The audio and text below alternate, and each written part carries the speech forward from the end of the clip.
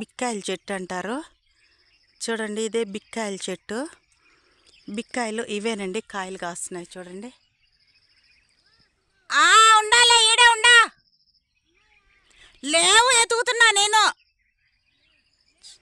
ఆహా చూడండి, ఇదే బిక్కాయల చెట్టు. ఈ చెట్టులో మేము బిక్కాయల కోసం వచ్చి ఎతుకుతున్నామని నేను. కాయలు ఆడ లేవు.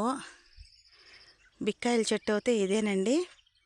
డాడో ఈ చెట్టుకు మట్టుకు ఇప్పుడు 100 చెట్లు చూస్తే ఈ చెట్టులో ఒక కాయ కనపడింది. లేవుమా. ఇదే అండి కాయలు. ఇదే బిక్కాయల చెట్టు. ఈ చెట్టు కోసం ఎతుకుతా ఉండే, ఎతికి ఎతికి ఎతికి ఇప్పుడు పట్టుకున్నాను చూడండి. ఇదే బిక్కాయల చెట్టు. ఓకే, ఎంత అడవి చూడండి, ఎంత బాగుందో నిజంగా. అడవి ఎంత ఈ ప్రకృతి మాత మనకిచ్చే పండ్లు కానీ, ఈ ప్రకృతి మాత కానీ అబ్బా నిజంగా ఎంత ఆనందకరంగా ఉంటుంది అని నేనైతే ఎప్పుడో నా నాటినప్పుడు చూసినానండి. అప్పుడు అంతగా తెలియదు నాకు. ఇప్పుడైతే చూస్తున్నాను. నేను ఇదే ఫస్ట్ టైం రావటము కాబట్టి చూడండి, మీకు కూడా చూపెడుతున్నాను ఎంత ఆనందంగా ఉండదో.